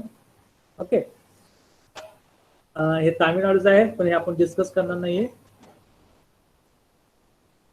Okay, now next point is the very important, the raw material. याच्यासाठी रॉ मटेरियल काय लागेल आपल्याला? रॉ मटेरियल काय लागेल? वूड, ज्याच्यापासून आपण काडी तयार करणार आहे त्याला आपण म्हणतो स्प्लिंट, SPLINTS, स्प्लिंट. ठीक आहे. Then we need potassium chloride, match head. Okay, जे आपलं काडीचं वरचं टोक असतं हेड, त्याच्यामध्ये पोटॅशियम क्लोराइड असतं. Then red phosphorus, side mount, म्हणजे जो मॅच बॉक्स असतो त्याच्या साइडला जे आपण ज्याच्यावर काडी गार्शन करतो त्याच्यावर रेड फॉस्फरस लेअर असतो. Then cardboards, inner and outer boxes. Okay, tissue paper, wax matches सुद्धा आहे. Okay, so these are the raw materials required for the manufacturing of matchbox. Okay, this is the quality of match wood. जर आपल्याला जी stick करायची आहे त्याची काय quality पाहिजे ते सांगितलेलं आहे, ते तुम्ही काय वाचू शकता. ते सिंपल वन, चांगली क्वालिटी पाहिजे, स्ट्रेंथ पाहिजे, white, good in white color, freedom from knots, easily sellable, capacity to absorb the paraffin. So these are the some points required for the stick. This is not important. It is very important. This point. The types of matches. कुठले कुठले प्रकार आहेत. Okay, सुरुवातीला early matches जे सध्या आपण वापरतच नाहीये. दुसरं आहे फ्रिक्शन मॅचेस. ओके, ते जो जॉन वॉकर होता त्याने 1826 मध्ये स्टार्ट केलं. Noiseless matches, it is started in 1836. After that, safety matches. Okay, then strike anywhere matches. There are some special purpose matches like storm matches, Bengal matches. Okay, so these are the types of the matches. Now, there are particular size of the match, and it comes under the standard one, household, and longest matches. Size किती असावी त्याचे पण प्रकार आहे. Standard म्हटले की त्याची length असते जवळपास 40 to 43 mm. जे आपण आपल्या घरामध्ये वापरतो, किचन मध्ये वापरतो, त्याची साईज जवळपास 47 to 55 mm आहे. आणि जे लॉंगेस्ट आहे त्याचे आहे जवळपास 90 to 200 mm. Okay, so these are the size of the matches. Now industrial process. जर इंडस्ट्रियल प्रोसेस करायचं असेल तर काय लागेल आपल्याला? रॉ मटेरियल लागतील, सेकंड युनिट लागेल मॅन्युफॅक्चरिंग प्रोसेसचं युनिट लागेल, आणि तिसरं लागेल मार्केटिंग म्हणजे economics unit. Okay, so these are the points. Now what are the steps we conduct we done during the manufacturing process. The first one is very important. Is that splint production. काडी बनवणं. सुरुवातीला आपल्याला काडी बनवली पाहिजे, त्याचं एक unit असेल. देन केमिकल युनिट असेल. देन डिपिंग युनिट, म्हणजे जे आपण केमिकल बनवलं आहे त्याच्यामध्ये काडी डीप करायची, जेणेकरून काय होईल त्याचा तो जो हेड आहे गोल तो तयार होतो. ओके, देन आपल्याला एक युनिट असणार आहे ज्याच्यामध्ये त्या युनिटमध्ये आपण इनर बॉक्स प्रोडक्शन करतो. जो आपलं मॅच बॉक्स असतो त्याचं प्रोडक्शन असतं. ओके, इनर बॉक्स आणि आउटर बॉक्सचं प्रोडक्शन. इनर बॉक्स म्हणजे ज्याच्यामध्ये आपण काड्या ठेवतो, तुम्ही आठवत असेल काडी. आणि आउटर बॉक्स म्हणजे काय, ते जे काड्या आहेत ते आपण त्याच्या एका पॅकेटमध्ये हात पुश करून फिट करतो, त्याला आउटर बॉक्स म्हणतो. Okay, then next one is the box filling with splint machine असतं, त्याच्यामध्ये काड्या ऑटोमॅटिक भरल्या जातात. आणि हे सर्व झाल्यानंतर नेक्स्ट स्टेप आहे packaging and transportation. Okay, so this is the general process. Okay, now we are going to see how this match splints are prepared. काडी कशी बनवली जाते. ओके, ही छोटीशी काडी असते ज्याची साईज जवळपास 50 mm आहे, 4 ते 5 सेंटीमीटर आहे, बरोबर. तर ती काडी आपल्याला बनवावी लागते, आणि ती काडी बनवण्यासाठी आपल्याला पहिल्यांदा लाकूड वापरावं लागतं, वुडन लॉक्स. तर आपण वुडन लॉक्स म्हणतो. तो वुडन लॉक्स आपल्याला पहिल्यांदा काय करावं लागतं, बेलेट्स मध्ये कट करावं लागतं. बेलेट्स नंतर त्याचं डीबार्किंग करावं लागतं. So remember this steps, it is very important. Debarking केल्यानंतर त्याचं आपल्याला क्विलिंग करावं लागतं, म्हणजे एक साल काढून घ्यावं लागते त्याची. पुढचे इमेज आहे तुम्हाला लक्षात येईल. आणि ती सालची साईज असते 2.2 mm थिक आणि लेंथ इज अराउंड 280 mm. अशी एवढी साईज आपल्याला त्याची काढावी लागते. आणि नेक्स्ट आहे चॉपिंग. ओके, तुमच्याकडे ती साल तयार झाली. साल म्हणजे काय, छोटासा त्या लाकडाचा पापुद्रा म्हणतो आपण. ओके, ते त्यानंतर चॉपिंग करायचं. ज्या साईजची आपल्याला काडी बनवायची त्या साईजचं आपल्याला डिस्टन्सनं चॉपिंग करावं लागेल. So these are the steps for the production of match string. Okay, नंतर ज्यावेळेस तुम्हाला काडीची साईज मिळाली त्याच्यानंतर पुढची स्टेप आहे, it you have to dip that stick into the hydrogen peroxide and sulphur mixture for 3 hours. Okay, then next step is the simple one, drying. दिवसभर तुम्हाला dry करावं लागेल ते. आणि त्याच्यानंतर वॅक्स कोटिंग और पॉलिशिंग म्हणतो आपण त्याला. आता वॅक्स कोटिंग काय करायचं ते पण तुम्हाला सांगतो मी. आणि नेक्स्ट आहे ग्रेडिंग. मग त्या साईज नुसार तुम्ही त्याचं सेपरेट करू शकता आणि त्याचं पॅकेजिंग करू शकता. Okay, so these are the steps for the production of patch spleen. Okay, now here you can see that the image, the first one is the blistering. जे लाकूड असतं तुम्ही जे लाकूड येतात त्याचा पहिल्यांदा स्मॉल ह्याच्यामध्ये कट करून घ्यावं लागेल. पहिली इमेज बघा, इथं तुम्ही दिसतात लाकडाचे ठोकळे आहे. ओके, त्याची साईज जवळपास बघू शकता किती आहे ते. आता हे जे ब्लिस्टरिंग आहे, द नेक्स्ट स्टेप आहे डीबार्किंग. डीबार्किंग म्हणजे साल काढून घेत होतो. जो वरचा लेअर आहे लाकडाचा तो आपल्याला काय कामाचा नाहीये. So we have to remove that upper the outer layer, so we will get the white this wooden line. Now next one is the filling. Here you can see that the from this wood we are going to prepare this type of the wood sheet. तर आपण wood sheet म्हणूया. त्याची size आपण आता बघितलेली आहे, जवळपास 280 mm असते लेंथ मध्ये. ओके, आणि 2.2 mm थिक असते. Okay, here you can see that. Then you can use the machine to chop that wooden sheet. Chop केल्यानंतर काय होईल की तुम्हाला अशा प्रकारे त्याच्या लहान लहान काड्या मिळतील. ओके, आणि त्याचं तुम्ही इथं ग्रेडिंग करू शकता. म्हणजे चॉपिंग केल्यानंतर कुठल्या साईजचं आहे तसं तुम्ही ते सेपरेट करू शकता. Okay, so this is the splint production. Now one by one we are going to see. The first step is the plating. जे लाकूड आहे त्या लाकडाला तुम्हाला स्मॉल ब्लेड मध्ये कमी म्हणजे स्मॉल साईजच्या ह्याच्यामध्ये कट करावं लागेल लाकूड. पहिल्यांदा त्याची साईज आहे 25 ते 40 centimetre. Okay, per 1 feet length. Next step is the simple one, debarking. Just you have to take out the outer layer of that wood, so you will get the blades in a white color.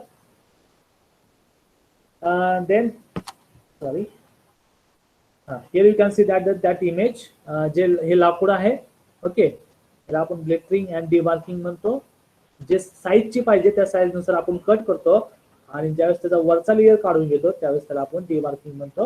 आणि तुम्हाला हे लाकूड white कलरचं दिसतं. Okay, the next step is the filling. So we are going to make the sheet of that wood, ज्याची size particular आहे. Okay, याच्यासाठी तुम्ही मशीन वापरू शकता. इंडियन मशीन आहे, स्वीडनची मशीन आहे, चायनीज मशीन पण आहे. ओके, आणि हे जे लाकूड आहे त्याच्यामध्ये जवळपास मॉइश्चर कंटेंट 40 to 50% असतं. Okay, here you can see that the image of the filling. हे अशा आपल्याला लाकडाची शीट बनवायला लागते.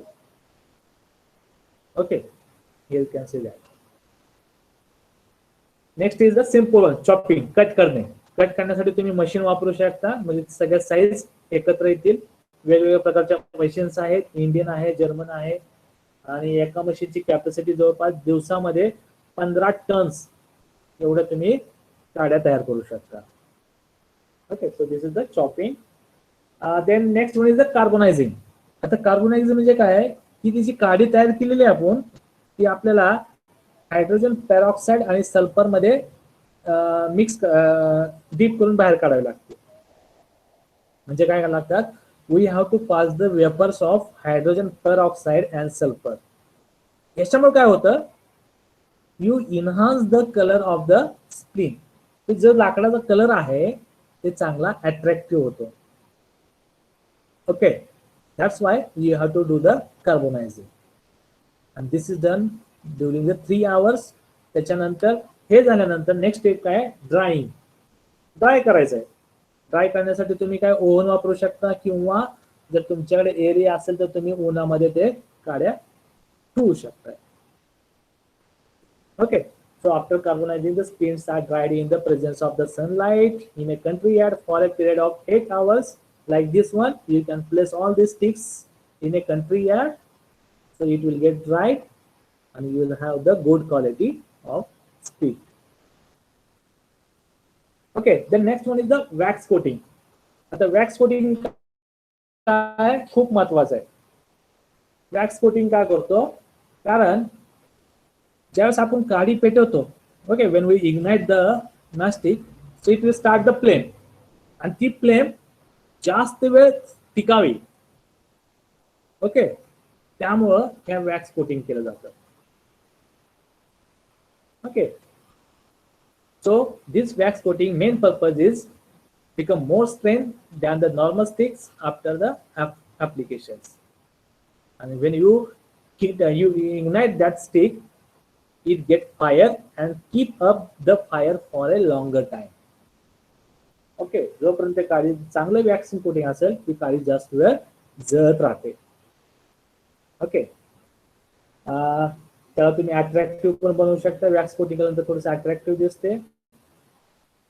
Okay, so this is the purpose of wax coating. आणि ग्रेडिंग म्हणजे काय, after that spins are graded by grading machines, किंवा जर तुमच्याकडे मशीन्स नसतील तर तुम्ही हाताने ते ग्रेड करू शकता, म्हणजे कॅटेगरी करू शकता छोटे काय असेल. Okay, so this is the list of the chemical unit. Chloride आहे, अमाऊंट जर लक्षात नाही राहिले तरी चालेल, फक्त केमिकलची नावं लक्षात ठेवा काय काय असतात. पोटॅशियम डायक्रोमेट किंवा पोटॅशियम क्लोराईड असते, क्लोराईड असते, ग्लास आहे, सल्फर आहे, रोजानम आहे, कार्बन ब्लॅक आहे, कॅप्सिन, ammonium, water, Fevicol, manganese dioxide, red manganese. Extra काही आहेत पण जे सुरुवातीला सांगितले होते ते मेन आहे. Okay, so these are some additional which improves the quality of the mastic. Okay, आपण बघितलं होतं strike annual match. Strike annual match मध्ये काय असतं की व्हाईट फॉस्फरस, त्याला दुसरं नाव आहे phosphorus sesqui sulphide. Sesqui sulphide. Along with that compound we have potassium chloride and zinc oxide. आणि ही काडी वापरण्यास थोडीशी अवघड आहे, कारण का थोडं जरी घर्षण झालं तर ती काडी काय होते, पेट घेते. So there is a maximum chances of accident. Accident व्हायचे चान्सेस खूप आहे. Okay, so here you can see that the mixing of the chemicals, raw material हे मिक्स केलं जातं याच्यामध्ये, आणि अशी पेस्ट तयार केली जाते त्या केमिकलची. आणि याच्यामध्ये जेव्हा तुम्ही काडी जर डीप करता त्याच्यावर तो लेयर फॉर्म होतो. आता डिपिंग अँड फिलिंग युनिट म्हणजे काय, आता जे आपण केमिकल बघितलेलं आहे त्या केमिकल मध्ये जेव्हा तुम्ही काडी डीप कराल तर त्या काडीवर काय होतं, एक लेयर तयार होतो त्या केमिकलचा. त्यालाच काय म्हणतात प्रोसेसला डिपिंग अँड फिलिंग युनिट. हे तुम्ही मशीनच्या सहाय्यानं करू शकता. मशीनच्या सहाय्यानं खूप फास्ट हे होऊ शकतं.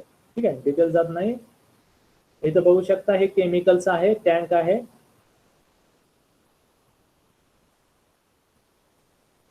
So this is about the outer box आणि इनर बॉक्स प्रोडक्शन. ठीक आहे, हे काय आपल्याला माहिती आहे, त्याच्यासाठी आपल्याला काय लागेल, कार्डबोर्ड लागेल. आणि ते कार्डबोर्ड जे छापडी असेल किंवा जे कागदाचं मटेरियल असेल त्याच्यापासून आपण वेगवेगळ्या प्रकारच्या साईजचे मॅच बॉक्स बनवू शकतो. हे काय जास्त अवघड नाही. देन तुमच्याकडे काडीपेटी तयार झालेली आहे, काडी तयार आहे. Next one is the simple box filling unit. जेथे काय होतं की आपण त्या बॉक्समध्ये सर्व काड्या जे ड्राय झालेल्या असतील ते कलेक्ट करून त्याच्यामध्ये भरतो. त्याची अमाऊंट ती वेगवेगळी असेल, एखाद्यामध्ये 50 असेल, 70 असेल, जसे तुमची डिमांड असेल त्या पद्धतीने ते आपण भरू शकतो. आणि this process can be done either manually किंवा ऑटोमॅटिक मशीन्स आहे आजकाल, ते पण वापरू शकतो. Okay, this is the packaging unit. मोठा बॉक्स तयार करता तुम्ही, पॅकेजिंग मध्ये 10 बॉक्स असेल किंवा 15 असेल, किती युनिट आहे त्याप्रमाणे आपण त्या पॅकेजिंग युनिट मध्ये करू शकतो. ओके, हे नाहीये आपल्याला, एवढंच होतं. तुम्हाला एक व्हिडिओ दाखवतो ज्याच्यामध्ये मॅच बॉक्स कशी तयार केली जाते.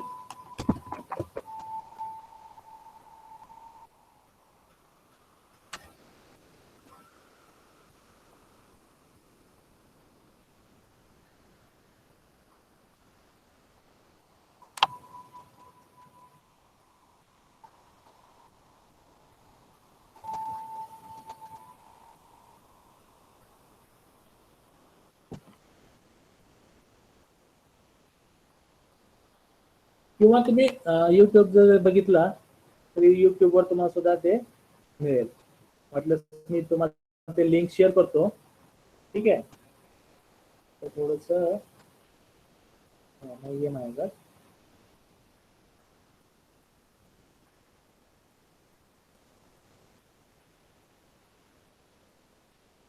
ओके, सध्या माझ्याकडे नाही तो video. I will share that link so you can watch it. Okay, so this is about the safety match, and next lecture we are going to discuss about the next point, which is about the agarbatti and naphthalene gas. ठीक आहे. तर याच्याबद्दल तुम्हाला काय अडचण, any doubt you can ask freely.